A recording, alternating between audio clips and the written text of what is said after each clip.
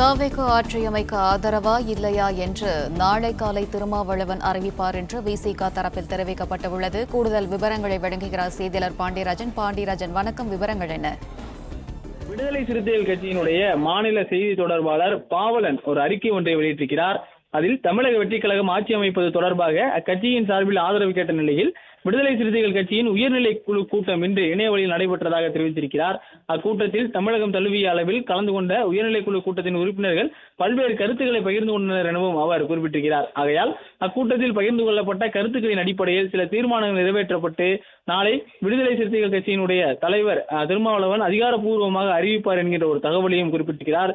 இதற்கிடையே ஊடகங்களில் இருவேறு மாறுபட்ட கருத்துக்கள் ஒளிபரப்பட்டு வருகிறது எனவும் இது தமிழக மக்களிடையே ஒரு குழப்பத்தை விளைவிக்கும் எனவும் அத்துடன் எமது கட்சியின் மீதான நன்மதிப்பையும் சீர்குலைக்கும் போக்காகும் எனவும் பாவலன் குறிப்பிட்டிருக்கிறார்.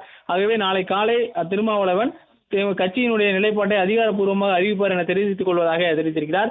இன்று காலை திருமாவளவன் செய்தியாளர் சந்திப்பின் போது கூட தாவேகாவினுடன் ஆதரவு நிலைப்பாட்டில் உள்ளீர்களா என்ற கேள்வி என்பது செய்தியாளர்கள் மூலம் வைக்கப்பட்டது.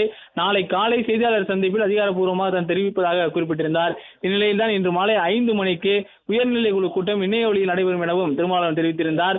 இன்று கம்யூனிஸ்ட் கட்சிகளை பொறுத்தவரைக்கும் மார்க்சிஸ்ட் கம்யூனிஸ்ட் மற்றும் இந்திய கம்யூனிஸ்ட் ஆகிய 2 கட்சிகளும் இடதுசாரிகளாக இருக்கக்கூடிய இந்த 2 கம்யூனிஸ்ட் கட்சிகளும் அவர்களுடைய நிலைப்பாடை தெரிவித்து விட்டார்கள். 2 தினங்களுக்கு முன்பு திருமாவளவன் செய்தியாளர்களை சந்திக்கும் போது இடதுசாரிகள் என்ன முடிவு எடுக்கிறார்களோ அதே முடிவை தான் விசிகாவும் எடுக்கும் என்கின்ற வகையிலும் 3 பேரும் இணைந்துதான் ஒற்றை முடிவை எடுக்கும் என்கின்ற வகையிலும் பேசியிருந்தார். ஆனால் தற்போது இடதுசாரிகள் அவருடைய முடிவுகளை அறிவித்துவிட்டார்கள். திருமாவளவன் தற்போது வரைக்கும் அவருடைய முடிவை தெரிவிக்கவில்லை.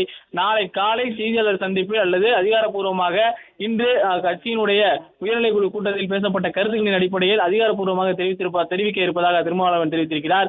இன்னும் 2 எம்எல்ஏக்கள் மட்டுமே விடுதலை சிறுத்தைகள் கட்சியில் இருக்கிறார்கள். அவர்களுடைய ஆதரவு கிடைத்தால் மட்டுமே விஜய் அவருடைய அந்த ஆட்சியை அமைக்க முடியும் என்கின்ற வகையிலே தற்போது அந்த அறிக்கை என்பது விடப்பட்டிருக்கிறது. பிளே ஸ்டோர் மற்றும் ஆப் ஸ்டோரில் இருந்து பாலிமர் செயலியை QR கோடு மூலம் பதிவிறக்கம் செய்யுங்கள். செய்திகளை உடனுக்குடன் பெறுங்கள்.